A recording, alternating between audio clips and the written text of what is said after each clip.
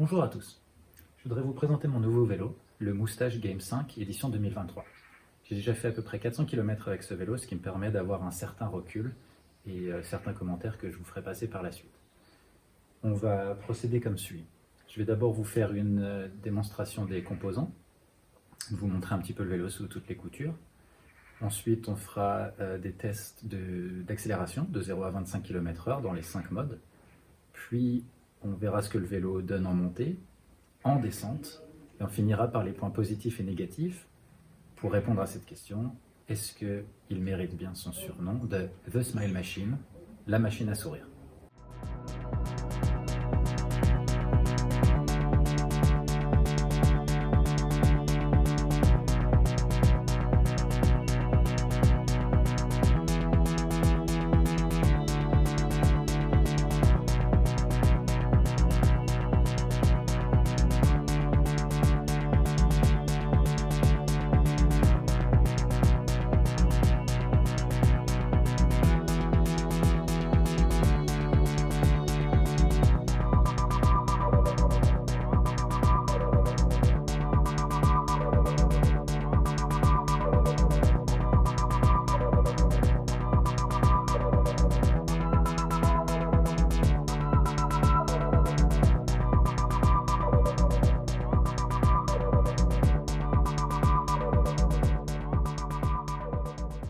On monte vite fait la batterie de 750 watts au gros bébé de 4,5 kg.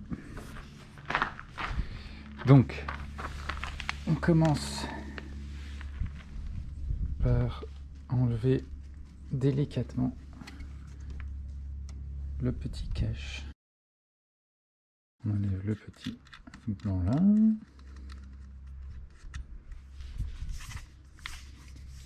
On pose délicatement la batterie à l'intérieur, petit clic ici, on remet le bouchon là, on enfile par le haut les petites dents, en bas, et on referme. Du coup on va faire un petit test d'accélération dans les 5 modes, en off, en éco, en tour plus, en in-mountain bike et en turbo. En off,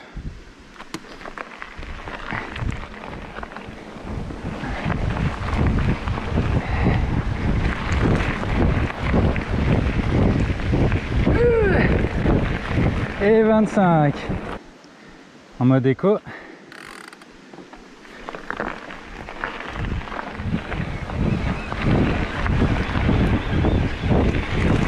et 25 en mode tour plus,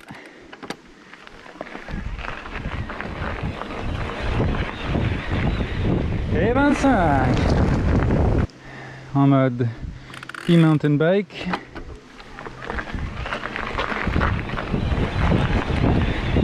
et 25 et enfin en mode turbo,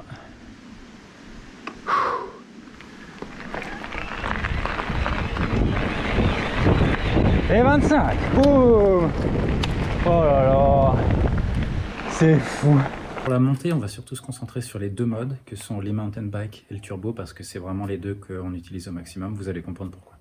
Bon, là l'idée du coup c'est de vous montrer un petit peu le mode e-mountain bike, donc qui est celui qu'on utilise la plupart du temps, à part si vous avez la flemme comme moi et que vous voulez aller plus vite. Du coup, le e-mountain bike, il n'envoie pas la puissance maximale tout le temps. C'est un peu comme le Tour Plus, mais il y a une très bonne réactivité. Donc quand on appuie, ça pousse, c'est juste que ça va moins vite à la limite de vitesse. Donc là on est sur un petit chemin qui monte légèrement, il y a entre 3 et 4%. Et vous voyez, je suis à 23, entre 20 et 25 km/h, mais vraiment tranquillou, je force pas du tout.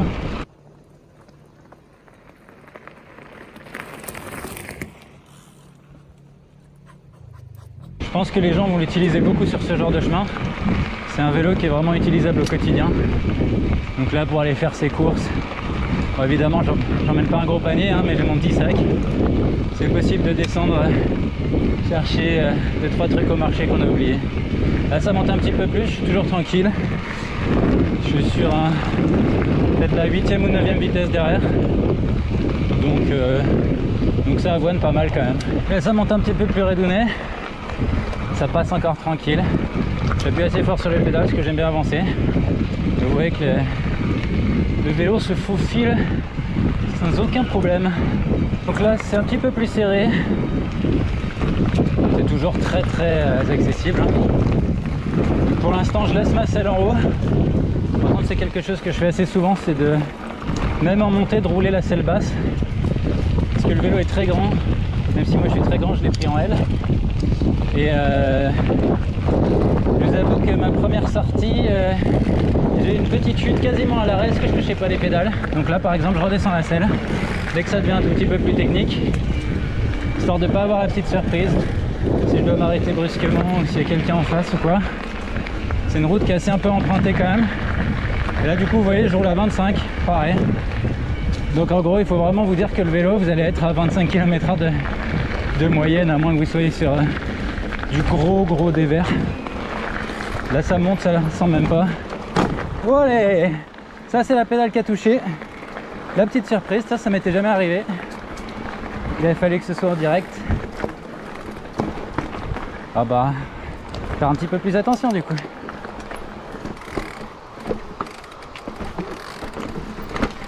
C'est la fête aujourd'hui, c'est la première fois que je descends ça. J'avais toujours eu peur. Donc voilà, j'étais lancé, donc je me suis pas arrêté. Ça c'est quelque chose que j'avais essayé de passer avec mon spectral. Autant vous dire, c'était même pas la peine d'essayer.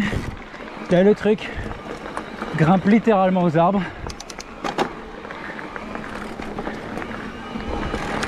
J'étais parti pour pas tout vous montrer, puis en fait bah, c'est plutôt pas mal passé. Et là on remet un petit coup de boost pour la durée. Oh Dieu, ça passe.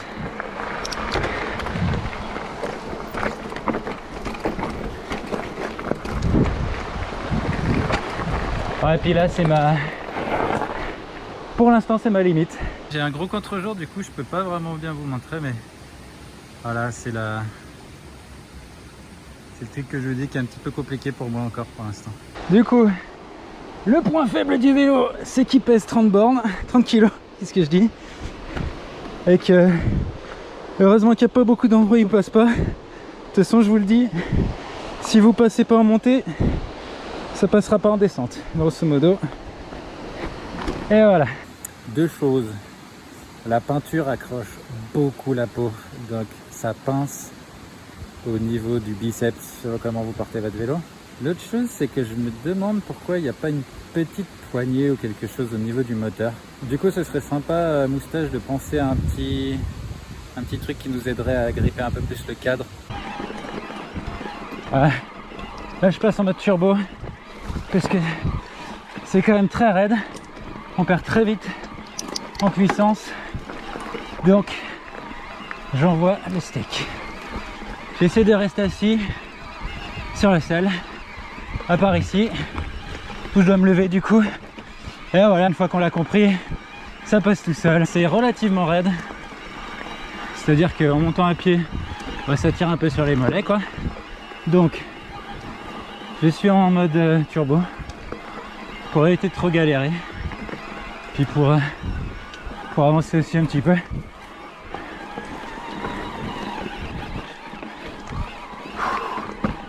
Là vous voyez, je suis resté assis, mais c'est pas forcément le plus facile.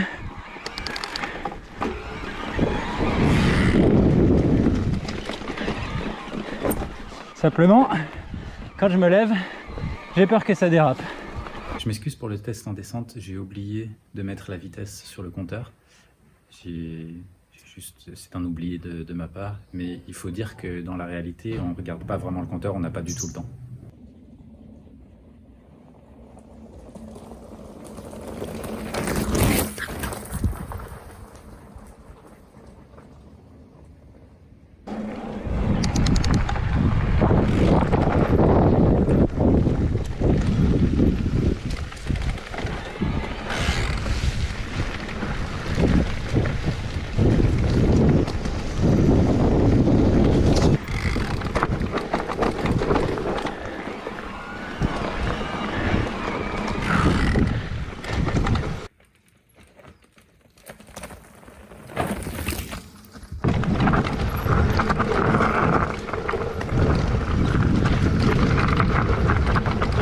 mais en descente.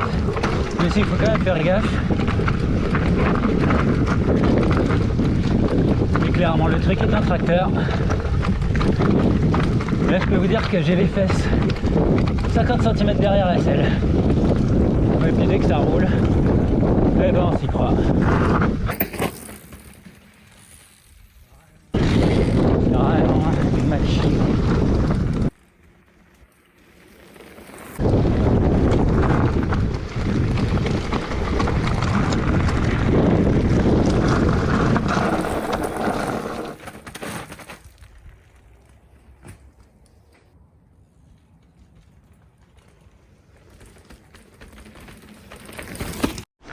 Je vous montrerai quand même parce que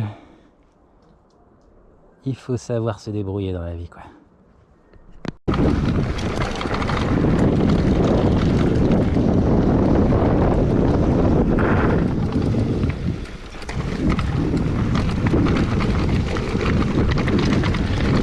me concentrais, j'ai complètement oublié que vous étiez là. Donc là c'était vraiment tip top quand c'était sec. Et dès que c'est un peu plus humide, bah forcément c'est moins chouette.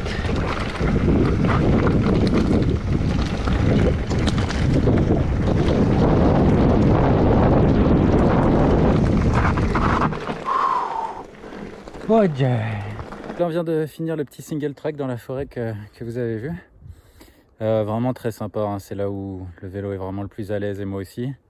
Pas trop cassant, bon il y a des petites racines, des petits sauts, c'est relativement serré.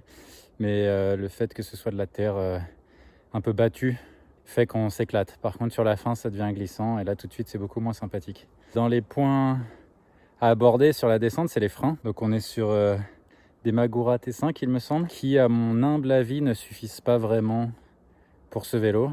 Je fais 85 kg, le vélo fait 25 kg, on fait donc 110 à 2. Et en fait il chauffe très vite. C'est-à-dire que j'ai demandé au constructeur et au magasin, ils m'ont dit qu'il fallait freiner par intermittence, etc. Et j'ai envie de dire que je sais. Simplement, on est quand même dans une région où c'est très raide. Donc autant vous dire que, par exemple, même sur une petite descente comme ça, freiner par intermittence, ça devient très vite compliqué. Donc les freins chauffent. Ça, pour moi, c'est vraiment un point négatif sur un vélo à 6 399 €. Je pense qu'il pourrait se permettre de mettre un petit peu plus de qualité et d'argent sur les freins et donc sur la sécurité. Donc voilà, je voulais vous montrer aussi ce que ça donnait sur la route. Ça vous dira pas grand chose, mais bon, je suis en mode turbo. Je suis à la plus petite vitesse. Donc je galère vraiment à démarrer. Vous allez voir la vitesse à laquelle je suis à 25. Et 25. Et ça c'est la vitesse de croisière. Donc a priori comme ça le constructeur annonce qu'on peut faire plus de 100 km, 119 km en mode éco avec un pilote de 75. Vu ce que j'ai vu, honnêtement je crois qu'on ne doit pas être loin des 100 km. Quand vous roulez avec ce vélo, c'est 25 km/h de vitesse max et 25 km/h de moyenne. Donc on est littéralement toujours à fond.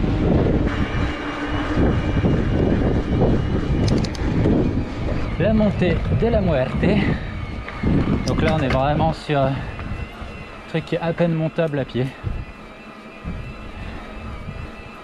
Donc on est à 12 en turbo.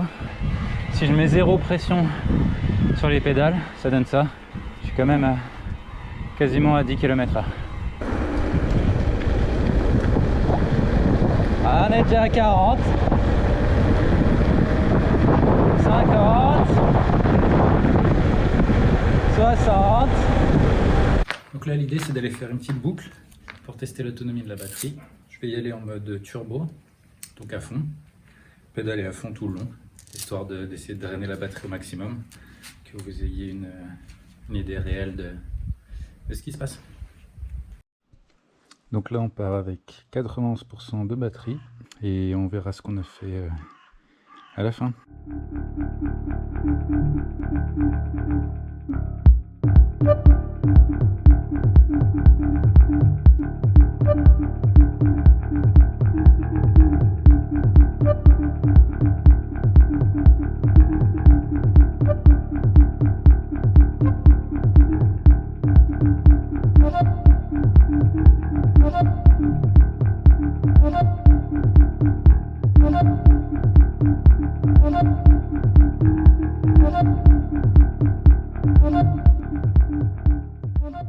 coup, je viens d'arriver.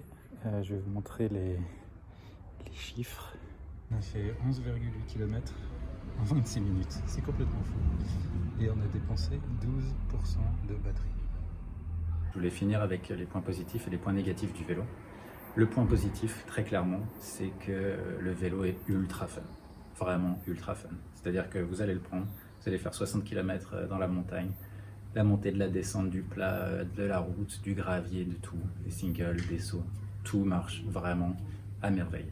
Ce qui marche vraiment très bien aussi, c'est le moteur, qui a une réactivité absolument parfaite, avec des modes de conduite qui sont logiques et vraiment, vraiment intéressants à utiliser. Même si honnêtement, le off, vous ne l'utilisez pas, l'éco très peu, le tour plus un petit peu, mais vous êtes surtout sur du e-mountain bike et du turbo. Et c'est vraiment les deux modes qu'on utilise le plus. En fait, c'est un vélo, je dirais, il est presque parfait, à 96%.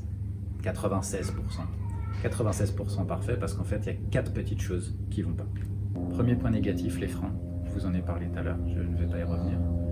Deuxième point négatif, la tige de selle, qui fonctionne pas toujours à merveille, qui reste un petit peu bloqué en dessous ou alors qui se descend quelques centimètres quand on appuie.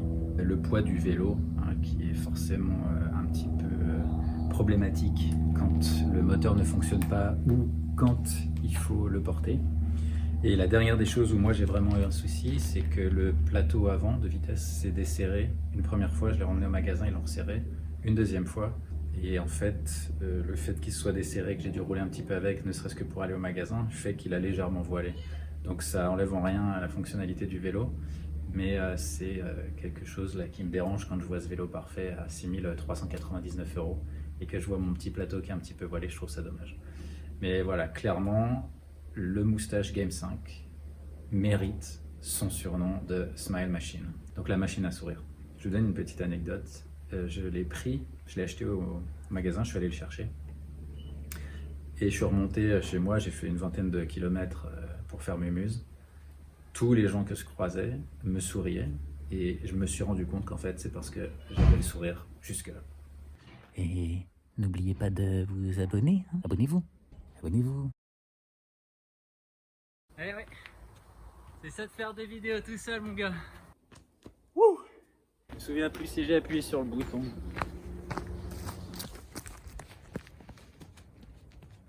Toi t'en penses quoi du vélo toi?